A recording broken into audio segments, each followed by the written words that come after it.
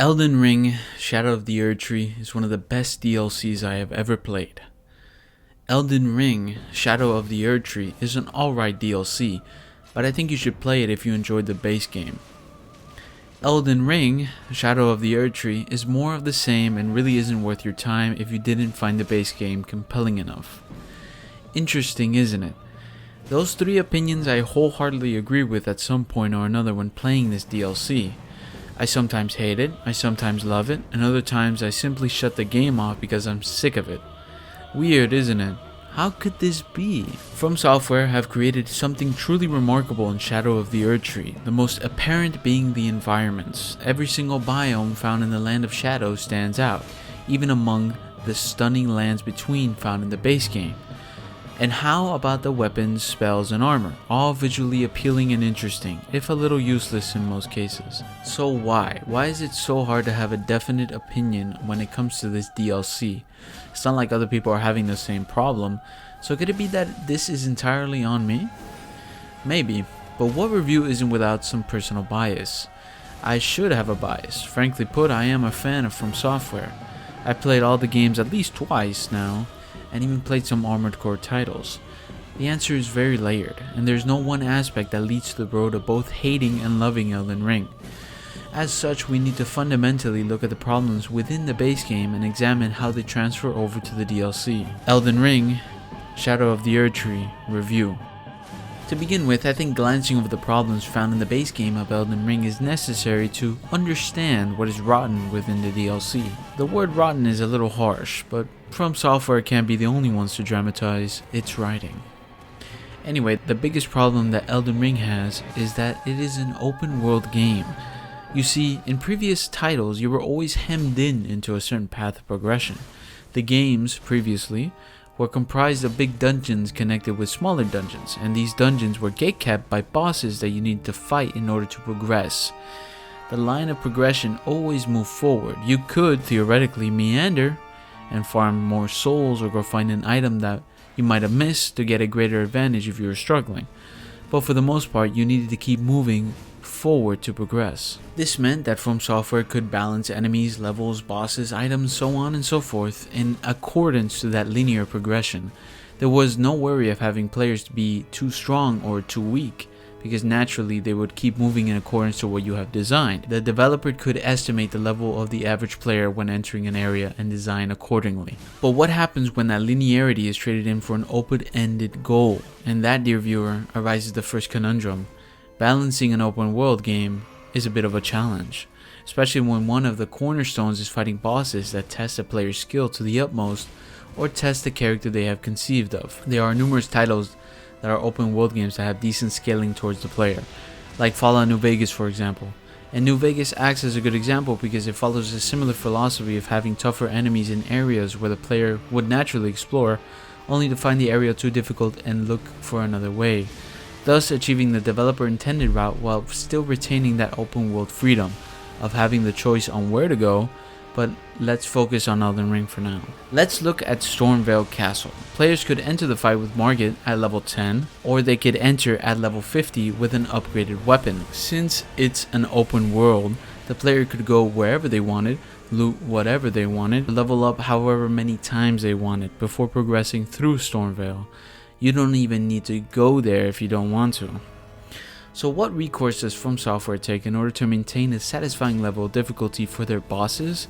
They make the movesets complex, so much so that the beginner player will inherently struggle and look desperately for a solution. Now this is the part that From Software intended. If you believe a boss is too much for you, then explore the open world and come back when you are stronger. However, what does stronger truly mean? Kill the boss in 2 hits stronger, or 5 level ups and a weapon upgrade stronger? That really depends on you. And this aspect of Elden Ring is brilliant, not having a difficulty slider, but instead having mechanics built into the game to dictate how hard you want your experience to be. Using spells and spirit summons will obviously garner a much easier experience than only using a melee weapon. The thing is, are summoning and spell mechanics fleshed out enough to dedicate an entire playthrough around?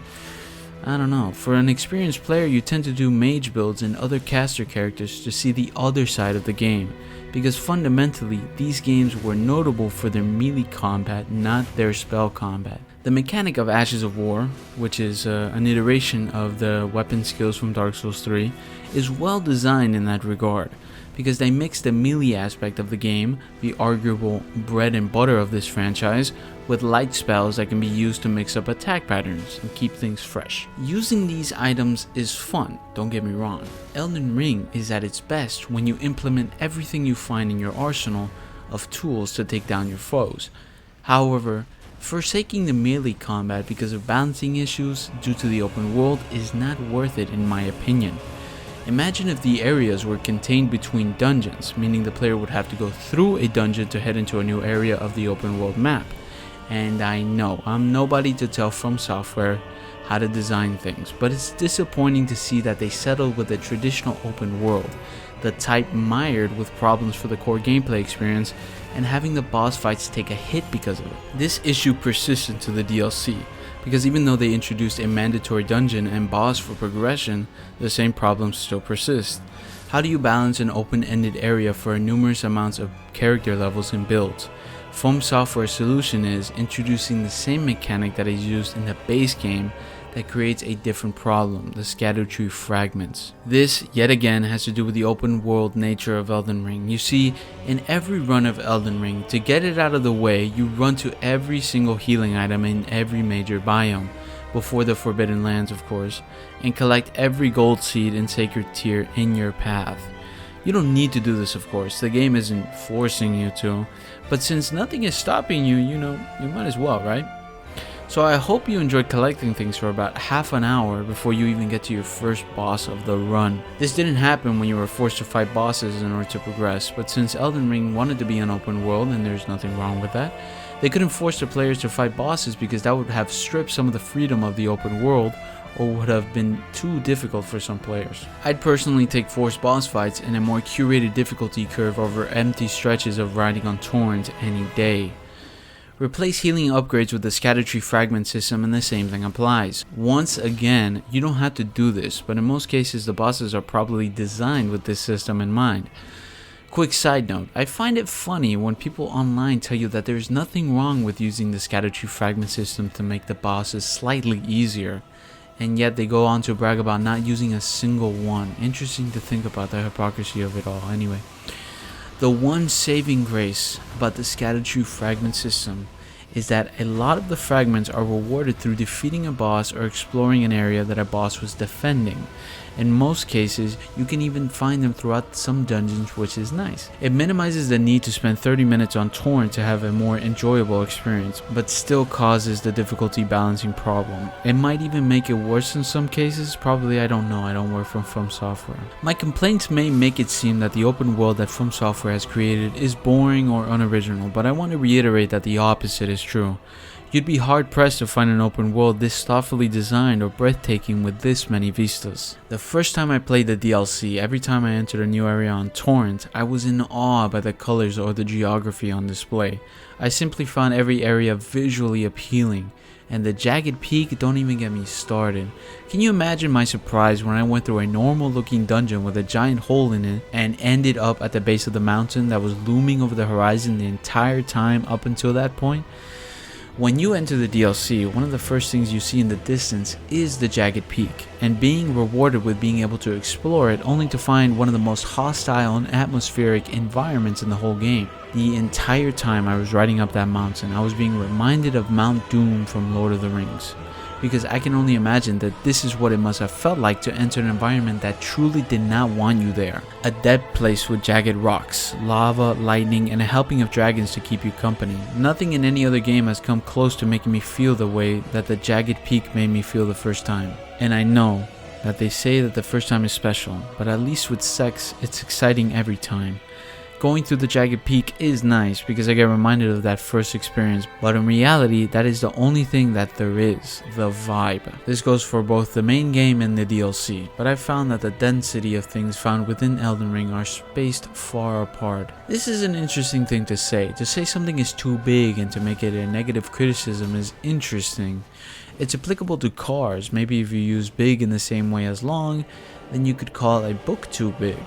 A pair of pants can be too big, or a movie can be too big and all over the place. In video games, I think developers, most of them at least, are looking to make their games big. However, just like how a movie can be too big, ideas all over the place, nothing developed enough to be interesting on its own, just a spectacle to witness. And now remember, a game can also be too big for the wrong reasons. Elden Ring is too big. The map is far too large for its own good, and no matter how funny Miyazaki claiming that the Land of Shadows will be comparable to Limgrave in size, in this case, it really should have been the size of Limgrave.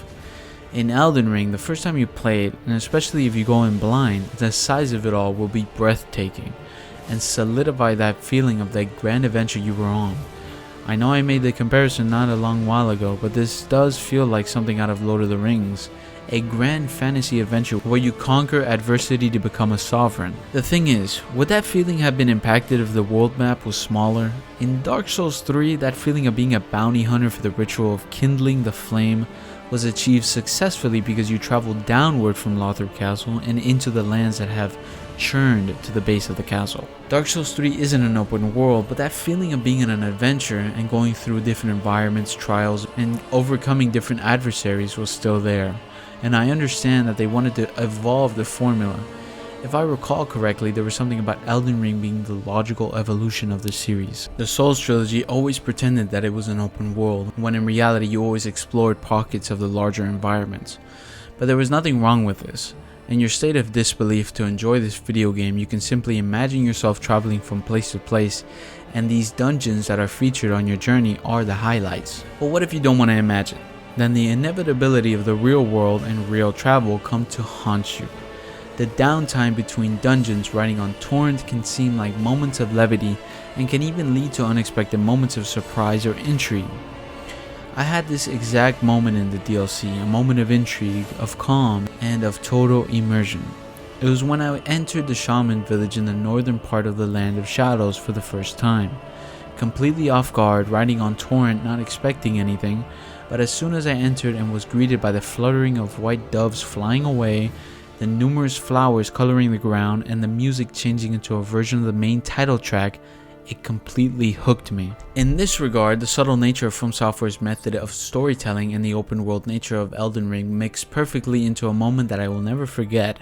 Putting the pieces of what happened here and wondering how this fit into the larger narrative are the highlights of structuring the game with this vastness in mind.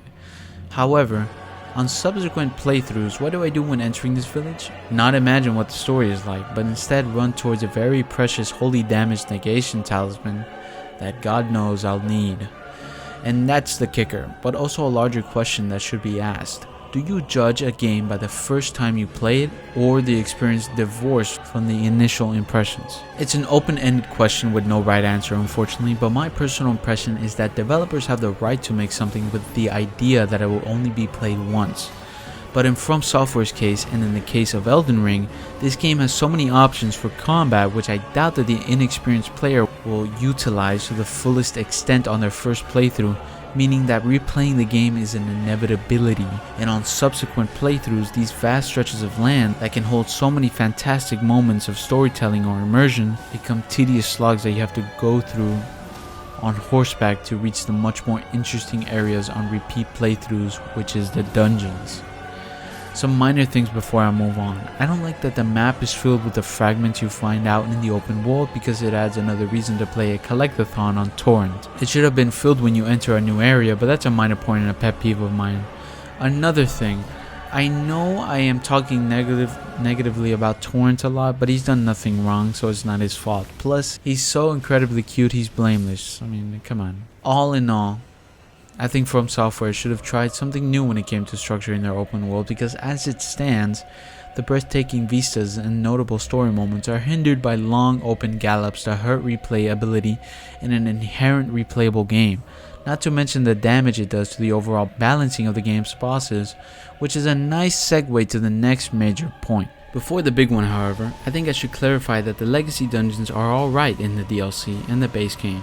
Some standouts are Leyendell, the Royal Capital, and the Shadow Keep from the DLC.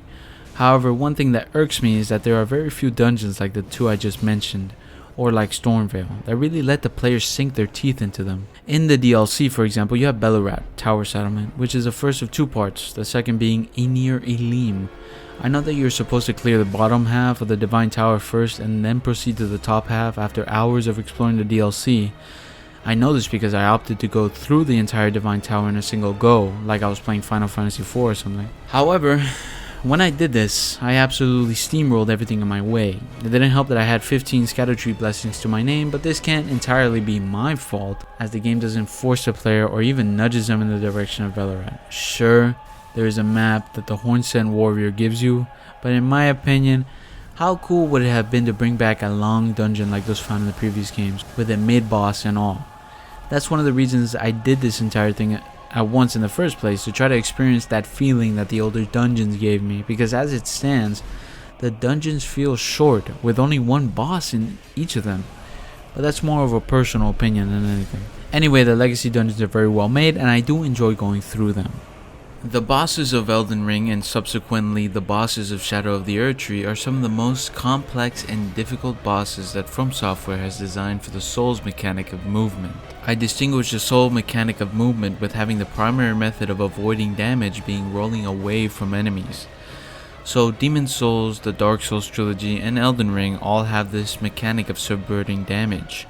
Bloodborne relies on quick-stepping as its primary way of avoiding damage, which lets the bosses and the players be more aggressive. In Sekiro Shadows Die Twice, the primary method of avoiding damage is deflecting enemy attacks. The fastest game out of all the ones I just mentioned is Armored Core 6, Fires of Rubicon. I didn't mention it, but I gotta keep you on your toes. Anyway, Armored Core 6 is incredibly fast with its combat, because you are in a giant robot with jet boosters, but because you are so fast, the enemies, especially the rival Armored Core pilots, can also be just as fast. And some bosses can be even faster than you, and it's just alright, it's fine. Armored Core 6 has its problems, but the combat is solid, with the highlight for me being fights in the arena. If you look at the previous Armored Core title, Verdict Day, you can see a fundamental change of how the player can move their Armored Core. In Verdict Day, the Armored Cores are slower and moved more methodical, but their speed was increased from Armored Core 5, in which the Armored Cores were very slow and clunky. This contrasts heavily to the game most similar to Armored Core 6 Fires of Rubicon, Armored Core For Answer, in which the player could indefinitely fly in midair if they equipped the right parts. Now, in the Armored Core series, the primary boss fights were other Armored Cores, but in the later titles such as For Answer, they started to include more set-piece boss fights, and this culminated with a full circle moment with Armored Core 6 Fires of Rubicon having bosses in the vein of Dark Souls, which some veteran fans didn't like, but that's besides the point. The point I'm trying to make here is that From Software changes the speed in which you can move the Armored Core in almost every new entry, and they designed the surrounding game with that speed of movement in mind. So my question is, why didn't they make the player faster in Elden Ring? You see, it wasn't just Armored Core. From Software changed the speed of movement from Dark Souls 2 to Dark Souls 3. It could be said that they only did this because they wanted to incorporate some of the aggression they learned from Bloodborne into the Souls formula, and for all intents and purpose, it worked. Dark Souls 3 had shed that clunky movement of its predecessors and embraced the fast and fluid movement that was learned with Bloodborne. Now, the obvious thing to do was to either incorporate a new form of dodging that was quicker, and which they already had with quick-stepping from Bloodborne, or to make the dodge rolls faster, in order for the player to have a better chance of fighting the bosses, but they didn't. And I know that you are more than capable of beating every single boss with the moveset you have. It's merely a matter of memorizing the boss's moveset and attack patterns. But the thing is, at what point does learning a boss moveset go from being fun and engaging to outright tedious and boring? I would answer when the boss has 4 sets of 8-hit combos that have almost no windows of attack, which in the case of Elden Ring is all of the late game bosses. Now, I exaggerate of course, the bosses only have maybe 2 sets of 5 or 6-hit combos, but they do have a second phase with entirely new moves or added hits onto the pre-existing combos. And this wouldn't be so bad if the player could instinctively dodge out of the way because their speed is comparable to the bosses, but these bosses move so fast that you have to know what attack is coming and dodge accordingly. The thing that made bosses from the other games fun and engaging was the player could possibly beat the boss with mechanical skill alone. If you were good enough at the game, then maybe you could trigger the second phase on your first attempt, but would have to learn the moveset in order to get a cleaner kill or finish the fight at all. And this is seen perfectly with Dark Souls 3. You could get by rolling out of most attacks or just running out of the direction of the boss. But if you were struggling to finish the fight or strive to get a clean kill, then paying attention to the moveset was critical. Dark Souls 3 bosses are not easy, especially not the Ring City bosses. Well, maybe except Half-Life, but that's because he's part of the From Software tradition of including NPC invaders into their DLC boss fights. But I digress. This philosophy made fighting bosses fun because it was more of a duel than a memorization game, and this on-the-fly, play-it-by-the-ear nature is shown perfectly with Sekiro. In Sekiro, you don't need to memorize anything, maybe one particular move if it catches you off guard in the previous attempt, but you can achieve great success by just deflecting attacks as they come at you and retaliating. And you can't claim Sekiro is easy like you can with Dark Souls 3 because that shit is hard. And yet the bosses in Sekiro are infinitely times more engaging to learn and to play against than any of the harder bosses in Elden Ring. So what happens when you combine the possibility of leaving the dungeon whenever you want with the boss movesets that take arduous amounts of time and effort to learn? Players searching for the latest quote-unquote broken builds video on YouTube to try to give themselves an easier time. In the base game, this strategy works almost every time, with the exception of maybe Radagon. Every boss gives you ample time to buff in the arena and summon allies for help, but in the DLC, good luck trying to do any of that. It must have been the case then, that From Software noticed that the boss's edge walking towards the player gave them enough time to cast 30 buffs and absolutely annihilate the boss in one hit. So what is From Software's solution? To make every single boss, the ones that they wanted people to struggle on, have an attack that targets the player as soon as they enter the arena. No more summoning your mimic to your piece, you have to work for that shit now. And even if you do summon the idiot for help, guess what? This is speculation, but I think the bosses care less for summons in the DLC. I cannot tell you how many times the final boss has completely ignored the mimic tier right next to him and targeted me from across the arena. So the strategy has shifted for the common folk of Elden Ring. The people who didn't want to waste 4 hours of their time learning a boss only to have to do it again the very next boss they encounter. They have to search for different types of broken builds, the types of builds that don't rely on mimic tiers or spells. They need bleed builds or crazy ashes of war that do 10,000 damage per cast. This shouldn't be happening. The solution of letting people leave the boss fight to become stronger has only exacerbated your worry of having people defeat the boss fight too quickly, and thus you double down on the thing that made people search for that broken build in the first place, in a misguided attempt of maintaining the perception of being a difficult franchise, when in reality what made your games difficult was a lack of hand-holding that was rampant in other titles. Passion got the better of me. I am sorry. Let me recompose myself. You know, that kind of reminds me that in Elden Ring there's a stagger system for enemies and bosses that the game doesn't give you any information about, at least during combat. No bar, no numbers, nothing. You know, you kind of just have to guess. Weird. The one thing I can give the bosses credit for is that they look amazing. When I first saw the intro cutscene for Promised Consort Radahn, I was hyped, and Mesmer also looks incredible, especially in the second phase when giant snakes start to swarm the arena. Very cool stuff. However, I can only look at the boss so many times before his Street Fighter level combos completely chunks my health bar only because I forgot to dodge to the left after his cape twirls to the right after his third lunging attack. My bad. And I know, skill issue. Next time I'll dedicate an entire day to learning the first phase of Radahn so I can have an easier time getting to his second phase, in which case I'll spend an entire week trying to figure out how to dodge the pillars of light that come out after his attacks. Another aside, it's interesting to see the discourse about the DLC on the internet. People so feverishly supporting From Software thinking they can do no wrong and singing their praises, when what they really should be doing is admitting the fact that From Software really have gone too far in trying to keep up the notion that their games are for the hardcore gamer. Look at Ring City in Dark Souls 3. There you have an experience that is both challenging and fun at the same time, because it doesn't have to worry about players being too strong. It can curate the difficulty because From Software know exactly what the player has had to go through to get to this point. And because the bosses don't require the player to invest hours and hours of their time to learn movesets, which at that point the duel or battle becomes more of a memorization game, in which case maybe puzzle games should start being called Souls-like. The crazy thing is, that some of the bosses are actually good and enjoyable when they decide not to pack in as many moves as they can. Look at the Golden Hippo in the Shadowkeep entrance. Good and enjoyable beast fight with an interesting second phase. Romina of the Bud has an AoE that makes the player aware of their positioning while having attacks that give the player enough time to comfortably heal or attack. Or Meter, Mother of Fingers, being a big creature for the players to kill with rhythm-like attacks for the player to dodge. Don't get me wrong, all of these bosses still have their problems. Romina and the Golden Hippo suffer hitbox issues, and Meter can often spam an attack that literally stunlocks you to death. What I want to demonstrate with this is that not every single boss in the DLC, and this applies to the base game as well, with bosses such as Godfrey, Mohg, and Morgoth, that even among the one or two quirks that they have, they are still far more enjoyable fights because the player can get by somewhat with dodging instinctively. It's more the case in Elden Ring that these bosses will easily kill you if you indeed do that, but it's better than Radahn and Miquella's golden beams of happiness. Anyway, the bosses of Elden Ring, both in the base game and the DLC, are the most frustrating parts of the game, because if not for them, then the game would be much more enjoyable.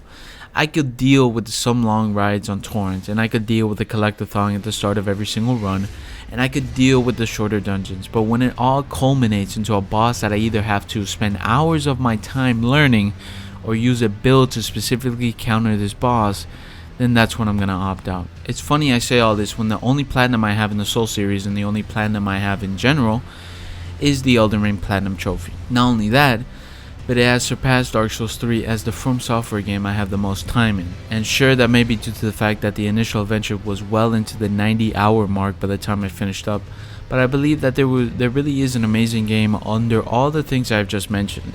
Elden Ring has the best visuals and the best user interface, the best weapons and the best PvP. Elden Ring is the best in the series by far, and yet it is also the game I least want to replay at times. I think that a mindset change needs to happen before any more games come out, because the only hope I had for the future was the DLC. Thoughts of how the bosses were going to be more in line with the previous philosophy were thrown out the window when I fought Rellana, and I lost all hope for the future when I had to fight Mesmer and then Radahn. At this point, I hope the next game is a Bloodborne sequel.